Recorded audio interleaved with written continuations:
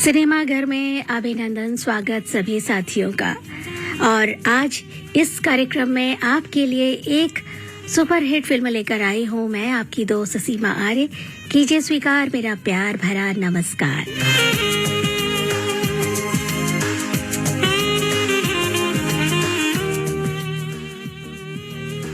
और आज जो फिल्म सिनेमा घर में आप सुनेंगे देखेंगे वो है 1973 की सुपर हिट फिल्म झील के उस पार।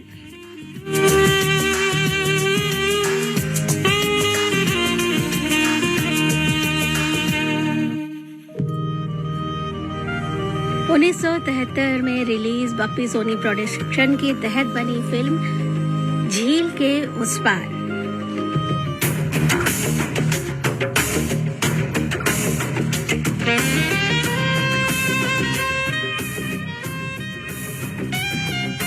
सत्तर के दशक के बेस्ट सेलर उपन्यासकार गुलशन नंदा के उपन्यास झील के उस पार पर आधारित है ये फिल्म, जिसका स्क्रीन प्ले लिखा निवेंदु घोष ने और संवाद लिखे रमेश पंत ने। और फिल्म के निर्माता निर्देशक हैं बप्पी सोनी। फिल्म का सुमधुर संगीत दिया है R.D. बर्मन ने और गीत रचना की है आनंद बख्शी ने।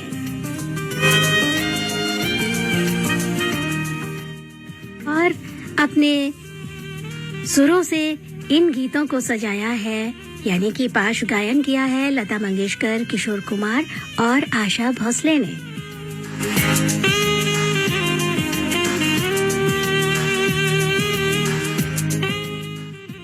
फिल्म की मुख्य भूमिकाओं में हैं धर्मेंद्र, समीर रॉय की भूमिका में मुमताज, नीलू, प्रेम चोपड़ा, प्रताप, जूनियर महमूद, चीकू, रंजीत, बलराज, प्राण रसीला की भूमिका में फरियाल, माया, अनवर हुसैन, हरिया, इफ्तिखार, दीवानजी, उर्मिला भट्ट, प्रभा देवी, वीना, रानी माँ, योगिता बाली, जुगनू, दीवान जी की बेटी और एक छोटी लेकिन महत्वपूर्ण भूमिका में शत्रुघ्न सिन्हा, डॉक्टर J.P. टंडन। उस दौर में शत्रुघ्न सिन्हा ने ये भूमिका निभाई थी जब वो उस दौर के एक जाने माने विलेन हुआ करते थे।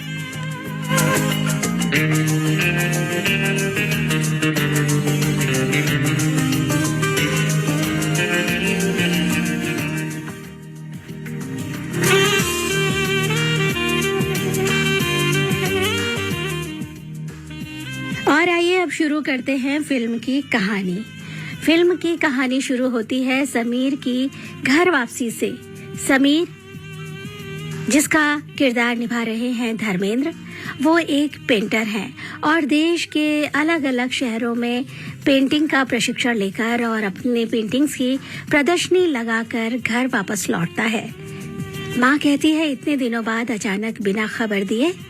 समीर कहता है माँ, अपने घर आने के लिए खबर देनी पड़ती है। माँ समीर के आने से बहुत खुश है। तभी दीवान साहब, इफ्तिखार वहाँ पहुँचते हैं और समीर की माँ रानी माँ को बताते हैं कि प्रताप ने अदालत में जाने की धमकी दी है और जायदाद में आधा हिस्सा चाहता है। समीर माँ से पूछता है ये प्रताप कौन है और हमारी जायदाद से उसका क्या वास्ता। तब रानी माँ उसे बताती है ये तुम्हारे पिता की जिंदगी का एक राज है। दरअसल प्रताप की रगों में भी तुम्हारा ही खून है और ये राज सिर्फ मैं, दीवान साहब और प्रताप की माँ जानते हैं। लेकिन अब ये भेद प्रताप भी जान गया है, इसलिए जायदाद में आधा हिस्सा चाहता है।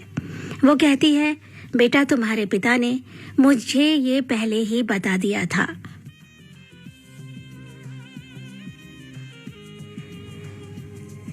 लेकिन अब जब वो इस दुनिया से चले गए हैं, उनकी इज्जत पर कोई आंच नहीं आनी चाहिए। समीर कहता है मुझे ये बात तुमने पहले कभी क्यों नहीं बताई। तो माँ कहती है कि मैं चाहती थी कि उनकी इज्जत पर कोई आंच न आए और मैं ये भी नहीं चाहती थी कि ये बात तुम तक पहुंचे, क्योंकि ये बात वहीं खत्म हो चुकी थी। तुम्हारे पिता ने अपनी गलती का प्रायश्चित करने के लिए प्रताप की मां प्रभा देवी को झील के उस पार वाली पुरानी कोठी और काफी रुपया छोड़ दिया था। अब जब तुम्हारे पिता जिंदा नहीं हैं,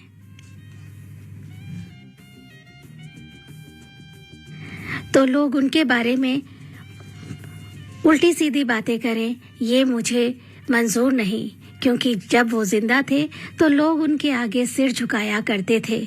अब उनकी इज्जत में कोई धब्बा मैं नहीं चाहती।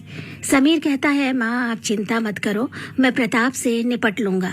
समीर प्रताप की कोठी में पहुंचता है। प्रताप, जो कि प्रेम चोपड़ा है, एक बिगड़ा हुआ इंसान है, समीर को देखकर कहता है, राजा कुलवंत राय का इकलौता बेटा यहाँ क्या कर रहा है? समीर कहता है, उनका इकलौता वारिस भी।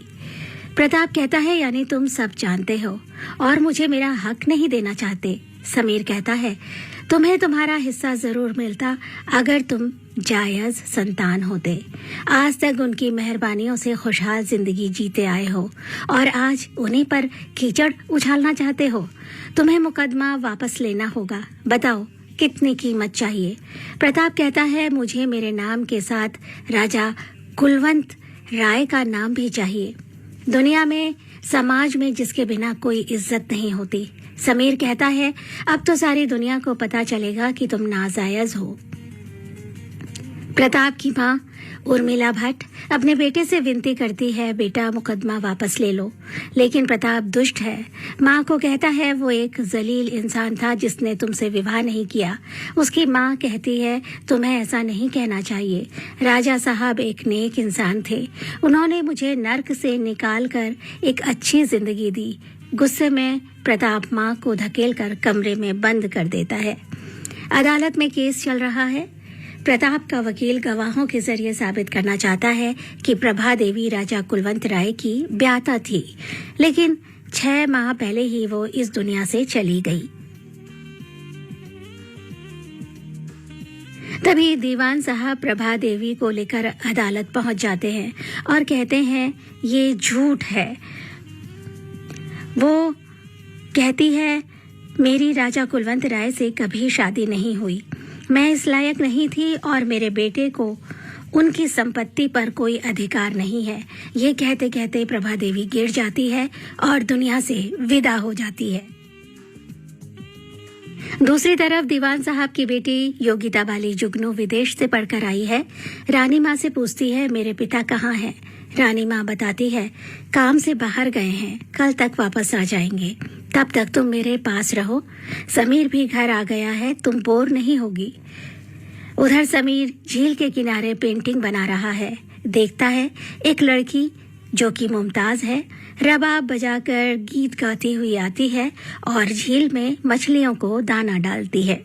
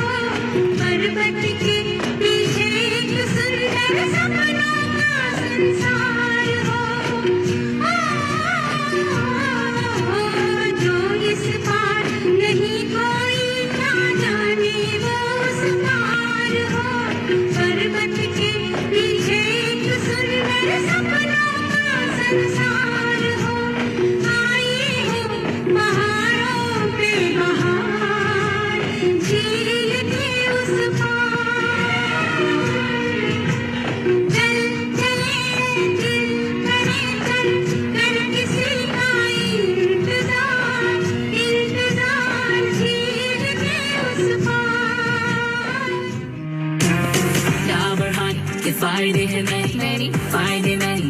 डाबर हनी वेट कंट्रोल करी ना है, डाबर हनी खा लो, गिल्ट फ्री मीठा चाहिए, डाबर हनी खा लो, न्यूट्रिशन है क्या पर बिल्कुल है, और टेस्ट में टेस्टी भरपूर है। डाबर हनी के फायदे हैं many, फायदे many। डाबर हनी फायदा नंबर 1 करेगा इम्यूनिटी बूस्ट, फायदा नंबर 2 करेगा स्टैमिना इंप्रूव, फायदा नंबर 3 करोगे तुम अग्री हो जाओगे stress free and wanna fly like a bee. Dabur honey के फायदे हैं many, फायदे many। डाबर हनी।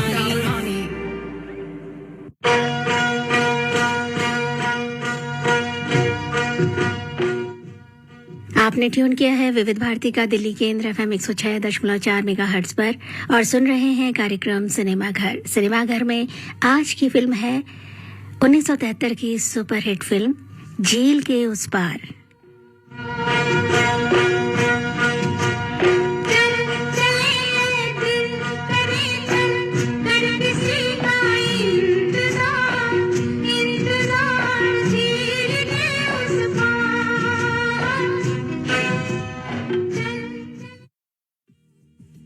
समीर चुपचाप उस लड़की की तस्वीर बनाने लगता है।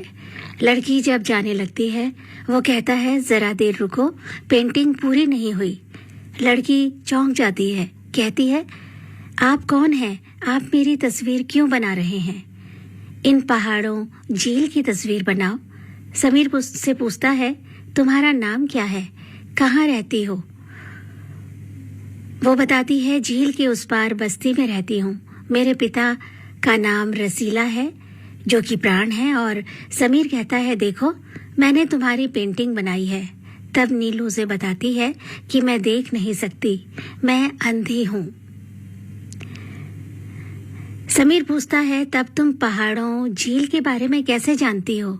नीलू बताती है पहले मैं नेत्रहीन नहीं थी, नीले हरे पीले सब रंग जानती हूँ। एक हादसे में आंखों की रोशनी चली गई और रबाब बजाते हुए धीरे धीरे वापस अपने घर को लौट जाती है।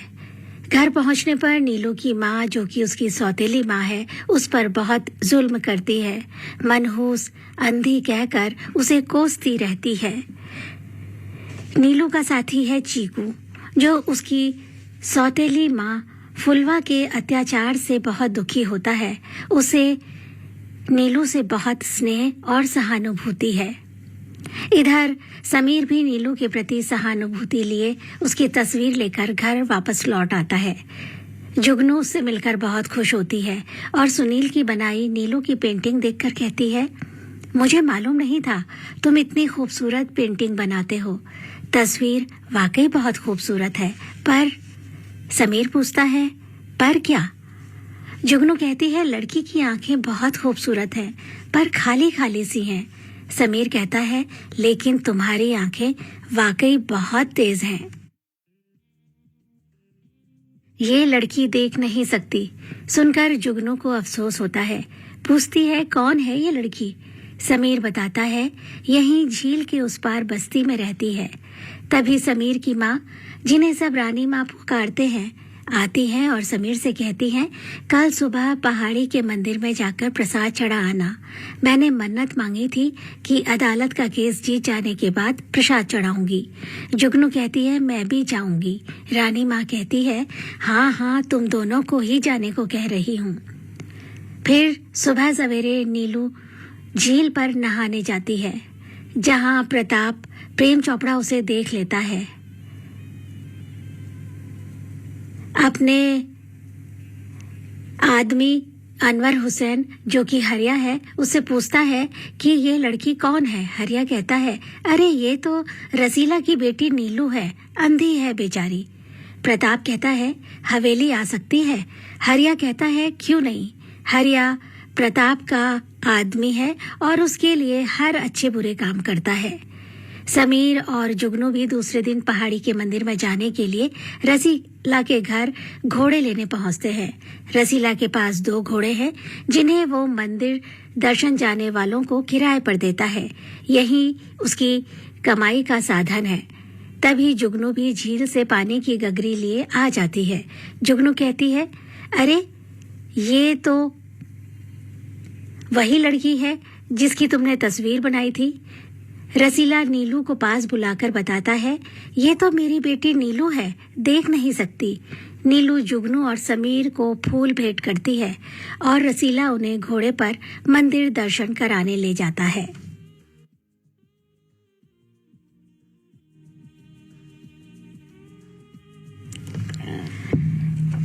आज नीलू की सौतेली माँ नीलू को बहुत प्यार जताती है।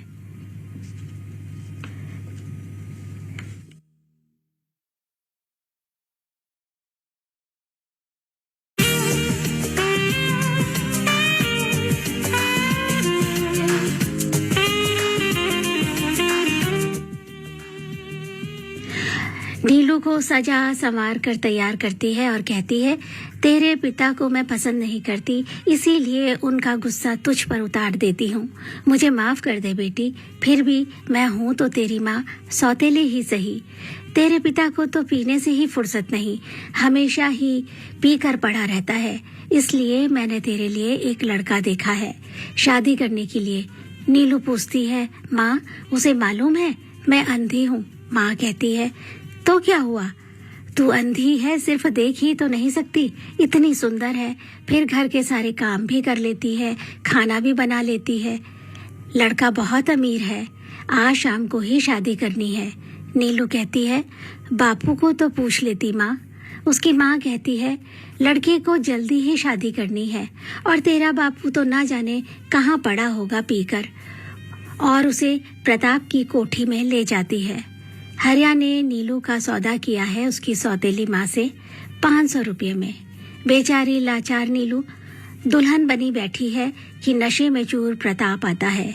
नीलू को आभास हो जाता है कि ये आदमी ठीक नहीं है और वो उससे विनती करती है कि मुझे मेरी माँ के पास जाने दो। प्रताप जोर जोर से हंसने लगता है, कहता है, पूरे 500 रुपये दिए हैं तेरी सौतेली माँ को। नीलू कमरे से भागने की कोशिश करती है, प्रताप उसे पकड़ लेता है।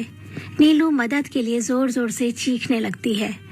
उधर जुगनू और समीर भी मंदिर से दर्शन कर रसीला के साथ वापस घोड़े से नीचे आ रहे हैं कि उनको किसी लड़की के चीखने की आवाजें आती हैं।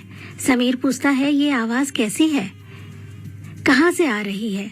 रसीला लापरवाही से कहता है, हर रोज रात में पुरानी हवेली से ऐसी कितनी आवाजें आती रहती हैं बाबूजी।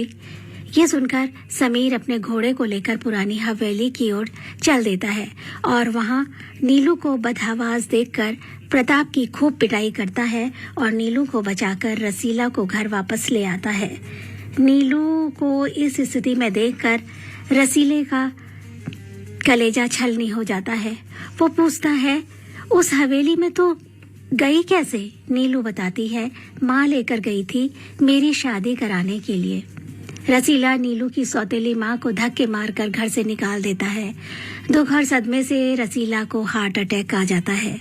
समीर डॉक्टर को बुलाकर लाता है। डॉक्टर दवाई देने के बाद उसे आराम करने को कहता है।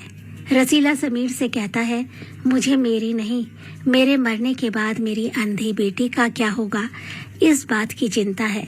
समीर पूछता है, आपने इसकी आंखों का इलाज नहीं कराया? तब रसीला बताता है कि ये पैदाइशी अंधी नहीं है, बचपन में एक दुर्घटना में हमारे जमींदार कुलवंत राय की बग्घी के नीचे आ गई थी जब वो शिकार खेलने जा रहे थे और उनका कारवां गुजर रहा था। वो बहुत भले आदमी थे, उन्होंने इलाज भी कराया और पैसा भी दिया, पर इसकी आंखों की रोशनी न आ सकी। उस पर बचपन में ही माँ का साया भी सिर से उठ गया। सौतेली माँ लाया तो उसने भी इसकी जिंदगी को नर्क बना दिया। कहते कहते रसीला फूट फूट कर रोने लगता है। कुलवंत राय का नाम सुनते ही जुगनू और समीर एक दूसरे को देखने लगते हैं और समीर रसीला को वचन देता है कि मैं नीलू की आंखों को ठीक कराऊंगा, अभी तुम आराम करो, सुबह तुम्हें देखने फिर आऊंगा। ये कहकर जुगनू को लेकर समीर वहां से चला जाता है। रसीला नीलू से आग्रह करता है कि आज तेरी माँ की बहुत याद आ रही है। जब वो बीमार थी तो मैं रबाब बजाता था और वो सो जाती थी। बेटी, तू भी आज रबाब बजा, ताकि मैं भी चैन से सो जाऊं। नीलू पिता की इच्छा पूरी करती है और रबाब बजाते हुए गाने लगती है।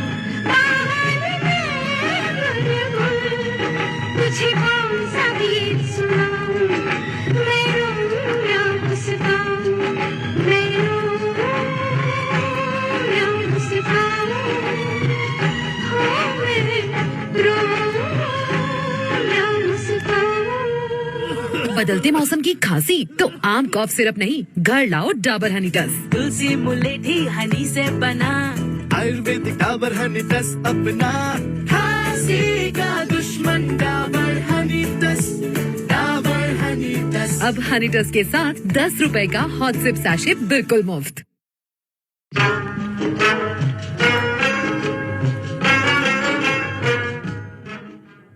आप सुन रहे हैं विविध भारती का दिल्ली केंद्र FM 106.4 मेगाहर्ट्ज पर।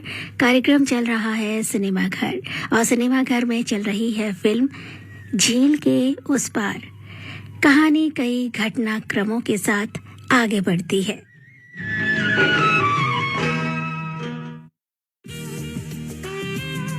दूसरे दिन जब समीर रसीला को देखने रसीला के घर आता है तो पता चलता है कि रसीला रात को जो सोया तो फिर उठा ही नहीं। पिता की मौत के सदमे से नीलू पागल सी हो जाती है।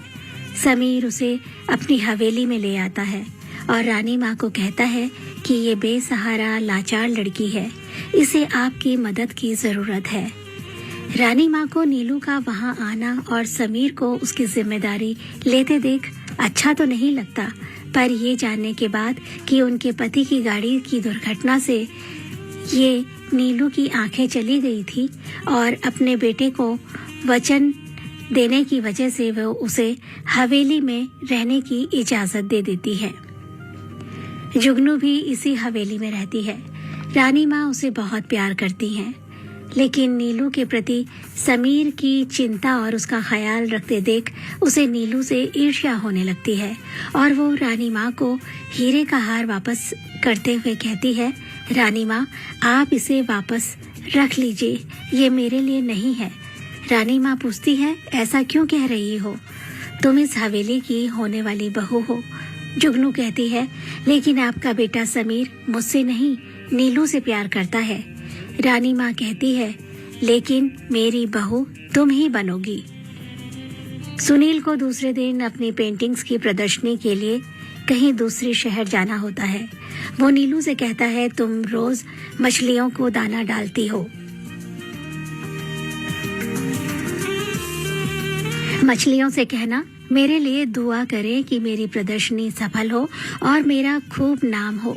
नीलू कहती है, आप इतने दयालु हैं, आपका नाम सूरज के जैसे दुनिया में रोशन होगा। सुनील समीर के जाने के बाद रानी माँ नीलू को साफ साफ कह देती है कि उन्हें उसका यहाँ रहना और उसके प्रति समीर की सहानुभूति पसंद नहीं है,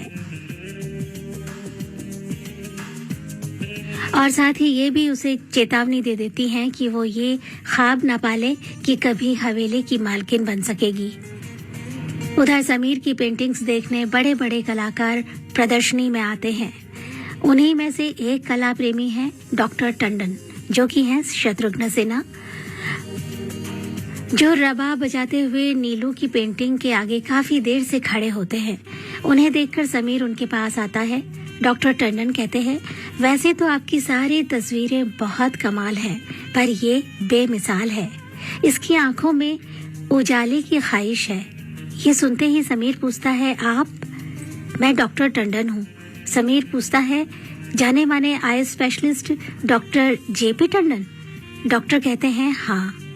समीर कहता है, एक आई स्पेशलिस्ट ही ये पहचान कर सकता है, और फिर उस तस्वीर को उतार कर उन्हें भेंट में देते हुए कहता है, ये तस्वीर आपके लिए, और उन्हें फिर नीलू के बारे में भी बताता है।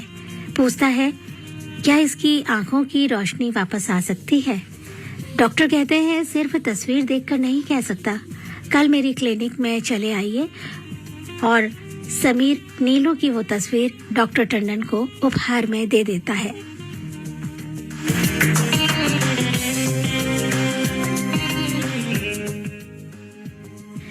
वापस लौटकर समीर नीलू को ये खुशखबरी देता है कि उसकी आंखों की रोशनी वापस आ सकती है।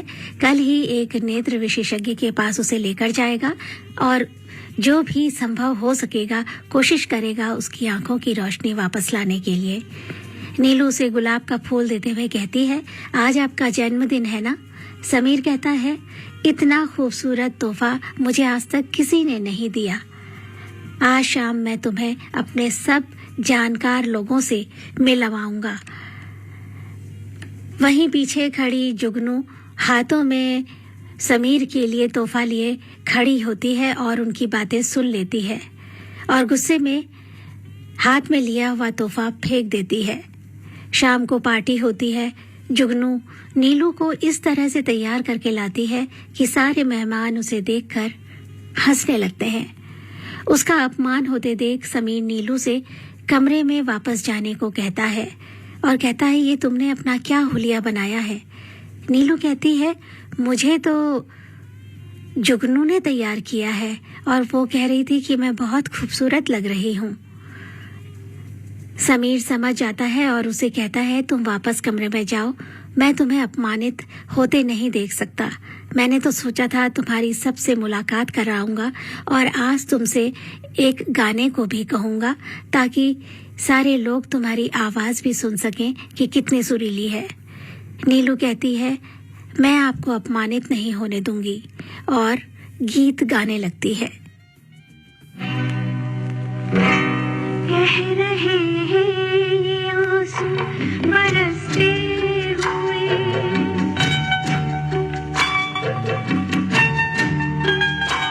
कह रहे हैं ये आंसू बरसते हुए, ऊंचे ऊंचे मकानों में बसते हुए, एक गरीब अंधी लड़की पे हंसते हुए, आपको शर्म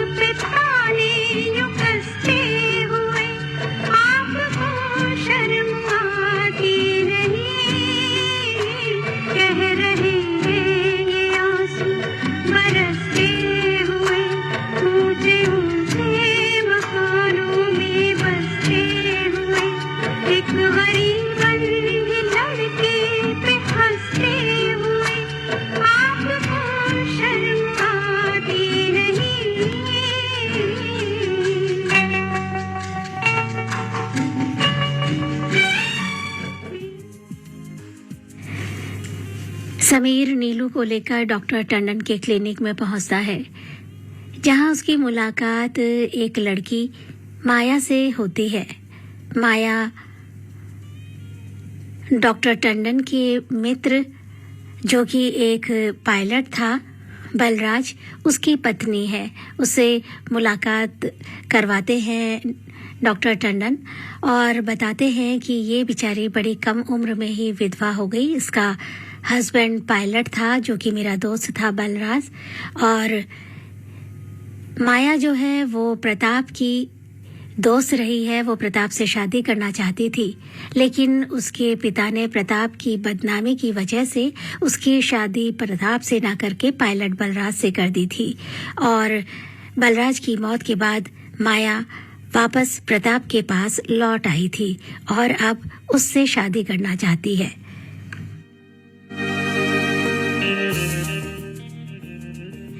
डॉक्टर टंडन जब नीलू की आंखों का चेकअप करते हैं और कहते हैं कि आंखों की सर्जरी करनी होगी और ऑपरेशन के बाद ही पता चल पाएगा कि आंखों की रोशनी किस तरह से वापस आई है, और नीलू को हॉस्पिटल में एडमिट कर लेते हैं। उधर हवेली में जुगनू रानी माँ से समीर का नीलू के प्रति बढ़ते जा रहे प्रेम के बारे में बताती है और खुद भी समीर को अपनी ओर आकर्षित करने की कोशिश करती है।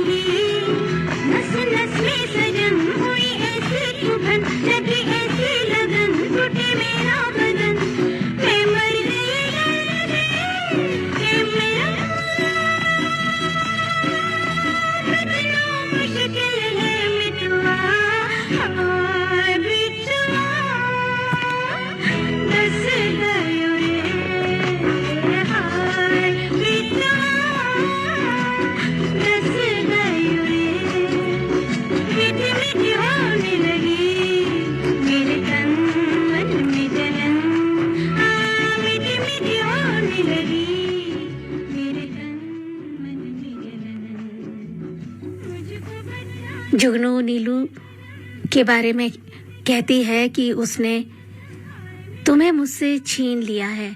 आखिर नीलू में ऐसा क्या है जो मुझ में नहीं है? समीर जुगनू की इस हरकत से बहुत गुस्सा और शर्मिंदा होता है और कहता है, तुम नीलू जैसी कभी नहीं हो सकती और नीलू तुम जैसी कभी नहीं हो सकती। उधर नीलू का ऑपरेशन हो चुका है और उसकी आंखों की पट्टी खुलने वाली है। डॉक्टर टंडन पूछते हैं, सबसे पहले किसे देखना चाहती हो? नीलू कहती है वो सबसे पहले बाबूजी को देखना चाहती है। तभी रानी माँ उससे मिलने पहुंच जाती है। नीलू उन्हें प्यार से अपने पास बुलाती है, पर रानी माँ तल्खी से कहती है, बहुत अच्छा है कि तुम्हारी आंखों की रोशनी वापस आ जाएगी, पर इनसे कहीं हमारी हवेली में अंधेरा ना हो जाए। समीर ने तुम्हारे लिए इतना कुछ किया है, तुम उसके लिए क्या कर सकती हो? नीलू कहती है, मैं उनके लिए अपनी जान भी दे सकती हूँ। रानी माँ कहती है, मुझे बस यही कहना था, उसकी सहानुभूति को प्यार मत समझना, और ये कहकर वापस लौट जाती हैं। पट्टी खुलने के समय रानी माँ, समीर, दीवानजी और जुगनू सभी आते हैं। डॉक्टर टंडन पट्टी उतार कर नीलू से धीरे धीरे आंखें खोलने को कहते हैं। नीलू को धुंध ही धुंध दिखाई दे रही है और वो चीखने लगती है। मुझे कुछ दिखाई नहीं दे रहा, मुझे कुछ दिखाई नहीं दे रहा। डॉक्टर टंडन उसको समझाकर कहते हैं कि आराम से आंखों को खोलो और देखने की धीरे धीरे कोशिश करो। लेकिन नीलू कहती है मुझे कुछ नहीं दिखाई दे रहा। डॉक्टर टंडन हैरान हो जाते हैं, कहते हैं ऐसा कैसे हो सकता है, मेरे साथ ऐसा कभी नहीं हुआ। नीलू कहती है डॉक्टर साहब, इसमें आपका नहीं मेरी किस्मत का कसूर है, जिसके नसीब में अंधेरे ही अंधेरे लिखे हैं।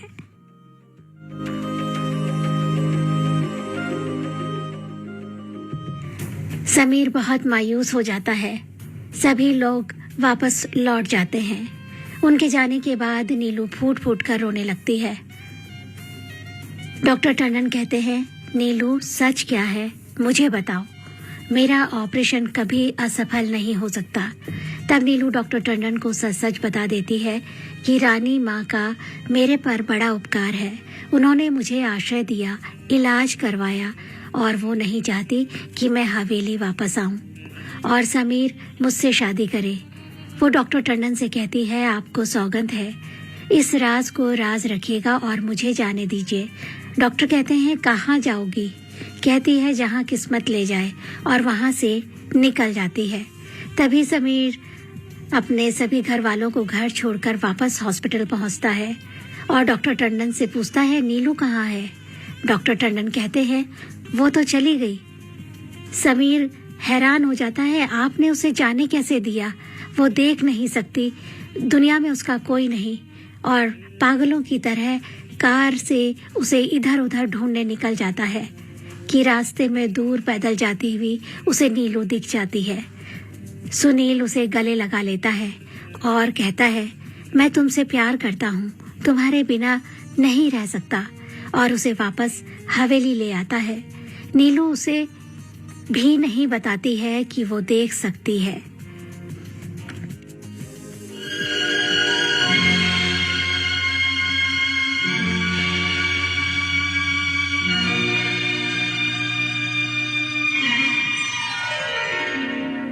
क्या नजारे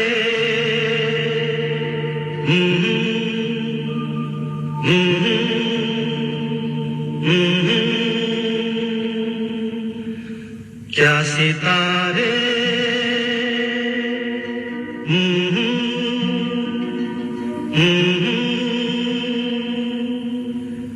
क्या नजारे क्या सितारे सबको है इंतजार, सब है बेकरार, तू कब सब देखेगी। हर गली में हर गली में देखेगी मेरा प्यार, प्यार की बहार, तू सब जब देखेगी। क्या नजारे क्या सितारे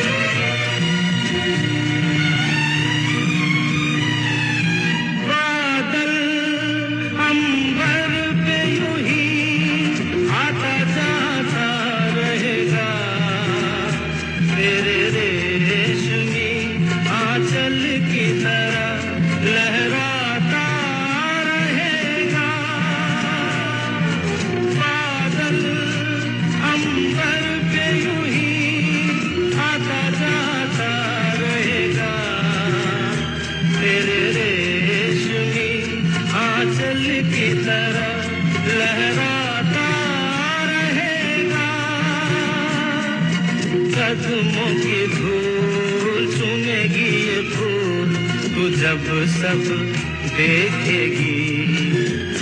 हर गली में नीलू के प्रति समीर का झुकाव देखकर और नीलू को वापस हवेली में देखकर रानी माँ बहुत नाराज होती हैं और समीर से कहती हैं, तुम मेरे बेटे हो, मैं तुम्हारी ही सौगंध खाती हूँ कि मेरे मरने के बाद ही तुम्हारी नीलू से शादी हो सकेगी। दरवाजे के पीछे खड़ी नीलू ये सुन लेती है। जुगनू नीलू से कहती है कि अगर तुम सच में समीर के लिए सब कुछ कर सकती हो तो बस तुम्हें इतना सा करना है कि कह दो कि तुम पहले से ही शादीशुदा हो। इतना सा झूठ तुम कह दोगी और बाकी मैं संभाल लूंगी। नीलू इस बात के लिए राजी हो जाती है। उसी रात प्रताप हवेली आता है। दरअसल जुगनू प्रताप के साथ मिल गई है और उसे रानी माँ के कीमती जेवर चुरा कर देती है ताकि प्रताप हरिया की मदद से नीलू को उसके रास्ते से हटा दे। रानी माँ की तिजोरी से जुगनू को जेवर चुराते हुए नीलू देख लेती है, लेकिन अंधे होने का नाटक करते हुए कहती है कि कुछ आवाजें आ रही थी तो मैंने सोचा कोई चोर तो नहीं है, इसलिए इधर चली आई। जुगनू हड़बड़ाहट में तिजोरी की चाबी वहीं भूल जाती है। नीलू उसे उठवाकर रख लेती है। दूसरे दिन प्रताप हरिया को हवेली लेकर आता है और कहता है, बुला ले अपनी पत्नी को। शोर सुनकर समीर आता है और उसे घर से निकल जाने को कहता है तुम्हारी हिम्मत कैसे हुई मेरे घर में कदम रखने की। प्रताप कहता है, हरिया की बीवी तुम्हारी हवेली में है, ये अपनी पत्नी को लेने आया है। तभी रानी माँ वहाँ आ जाती हैं। कहती हैं, क्या बात है। हरिया उनके चरणों में गिरकर गिड़गिड़ाने लगता है कि नीलू मेरी पत्नी है, इसके पिता ने धोखे से मेरी शादी कर दी थी और बताया नहीं था कि ये अंधी है, और जब शादी के बाद मुझे पता चला कि ये अंधी है तो मैंने इसे गुस्से में घर से निकाल दिया, लेकिन अब जब इसका कोई सहारा नहीं रहा मैं इसे ले जाना चाहता हूँ। रानी माँ नीलू को बुलाकर पूछती है, क्या हरिया से तुम्हारी शादी हुई है? हरिया सच कह रहा है? नीलू सिर झुकाकर हाँ कह देती है। रानी माँ हरिया को नीलू को ले जाने की इजाजत दे देती है। जाते जाते वो कहती है रानी माँ से कि ये आपकी तिजोरी की चाबियां। रानी माँ कहती है, ये तेरे पास कैसे आई? वो कहती है, मैं रात को कमरे से निकल रही थी तो मेरे पैरों से ये टकरा गई, मैंने उठा ली और चाबियां लेकर रानी माँ को दे देती है। नीलू के जाने के बाद समीर सिर पकड़कर बैठ जाता है। रानी माँ कहती है, अच्छा हुआ जो समय पर उसकी असलियत पता चल गई। लेकिन मायूस समीर घर छोड़कर चला जाता है। रानी माँ उसे रोकने की बहुत कोशिश करती हैं। तब दीवान साहब कहते हैं, थोड़े दिन उसे अकेला रहने दीजिए, मन हल्का हो जाएगा तो खुद ही वापस आ जाएगा। रानी माँ अंदर जाकर तिजोरी खोलती हैं तो सकते में आ जाती हैं। तिजोरी खाली पड़ी है, कीमती जेवर का डिब्बा गायब है। वो दीवान जी को बता देती हैं। दीवान जी पुलिस को फोन करते हैं और बताते हैं कि हवेली से कीमती जेवर चोरी हो गए हैं। तभी रोते रोते जुगनू वहां आती है और फोन काट देती है। वो अपने पिता को सारा सच बता देती है कि उसने वो जेवर प्रताप को दिए हैं। उसकी बात सुनकर दीवान जी उसे थप्पड़ मार देते हैं। कहते हैं, मेरी 30 साल की वफादारी को तुमने एक पल में शर्मिंदा कर दिया।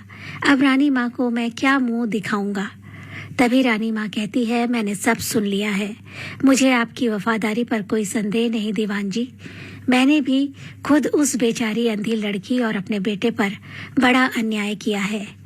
दीवान जी प्रताप की हवेली में जाते हैं जहां प्रताप और हरिया अपनी जीत का जश्न मना रहे होते हैं। दीवान जी कहते हैं, चोरी किए जेवर वापस कर दो वरना पुलिस को बुलाऊंगा। प्रताप कहता है, चोरी तुम्हारी बेटी ने की है, जिसे चाहे बुलवा लो। अंदर कमरे में बंद नीलू उसकी सारी बातें सुन रही होती है। दोनों दीवान जी को धमकाकर वापस भेज देते हैं। प्रताप हरिया से कहता है, आज मुझे माया को लेने जाना है। वो अपने पति की मौत का इंश्योरेंस का 1 लाख रुपया लेकर आ रही है। उसके बाद हम दोनों हवाई जहाज से बाहर चले जाएंगे। तुम अपनी पत्नी के साथ अच्छा समय गुजारो। और वहां से चला जाता है। हरिया अंदर कमरे में नीलू के पास आता है और शराब पीता है, उसे भी पिलाने की कोशिश करता है। नीलू स्थिति को भांपते हुए उसके साथ पीने और अंधे होने का नाटक करती है।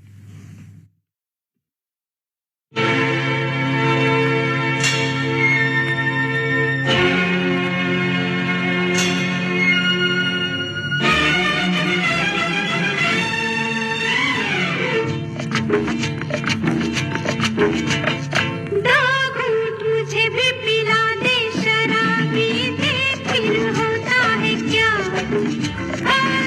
मुझे भी पिला दे शराबी, देख फिर होता है क्या। बाल मारे गाल अरे पानी में लगा दे जरा सी, देख फिर होता है क्या। मुझे भी पिला दे शराबी, देख फिर होता है क्या।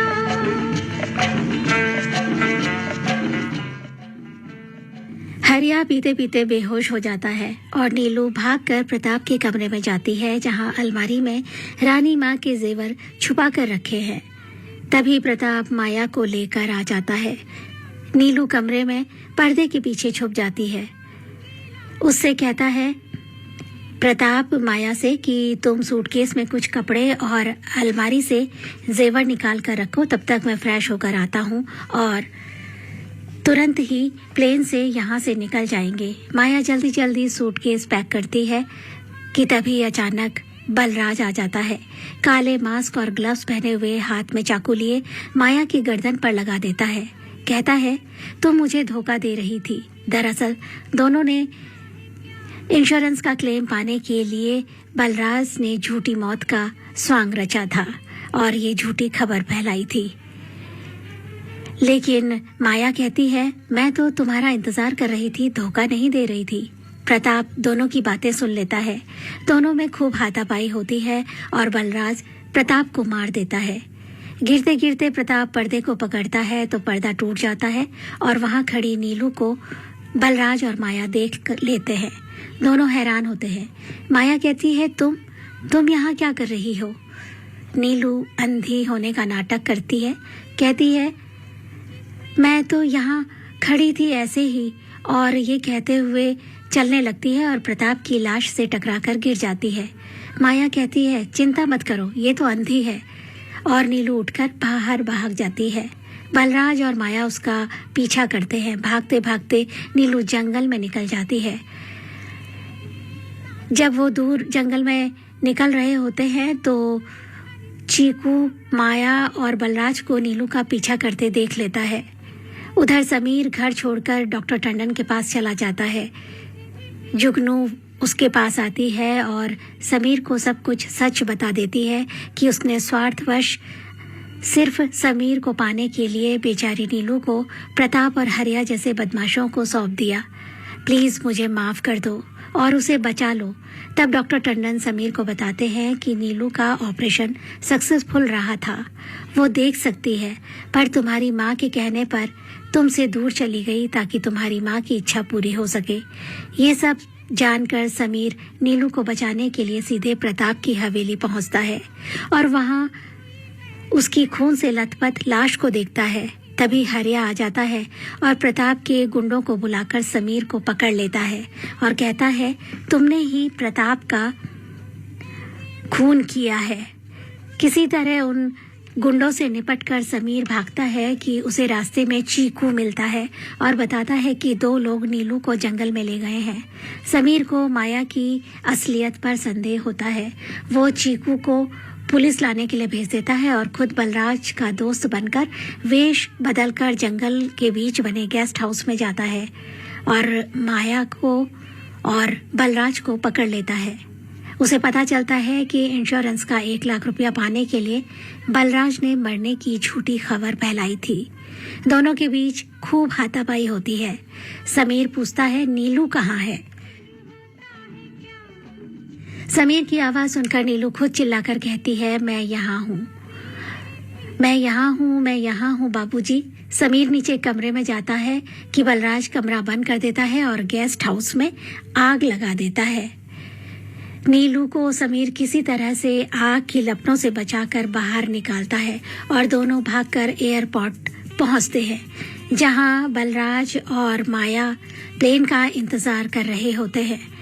बलराज दाढ़ी हैट लगाकर अपना वेश बदल लेता है और माया भी बुर्का पहनकर अपने को छुपा लेती है, पर समीर उन्हें पहचान लेता है। बलराज सूटकेस लेकर रनवे पर भागता है। समीर और बलराज के बीच खूब हाथापाई चल रही है।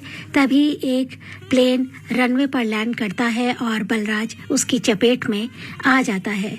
डर के मारे नीलू हाथों से मुंह को ढक लेती है, लेकिन जब आंखें खोलती है तो सामने समीर को पाती है और समीर के गले लग जाती है। इस तरह यहीं पर फिल्म समाप्त हो जाती है।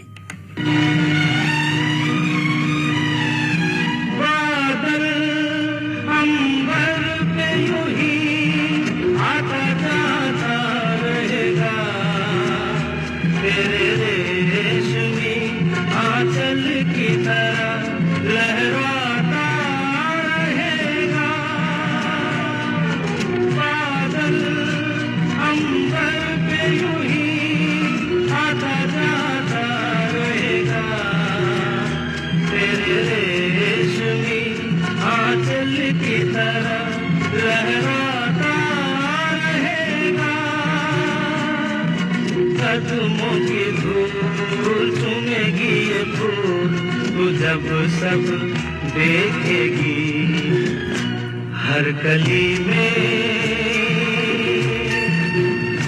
हर गली में देखेगी मेरा प्यार, प्यार की बहार, तू सब जब देखेगी। उम्मीद है पसंद आई होगी आपको झील के उस पार। अगले सप्ताह फिर सुनेगा किसी सदाबहार फिल्म की कहानी। तब तक के लिए अपनी दोस्त सीमा आर्य को दीजिए इजाजत। नमस्कार।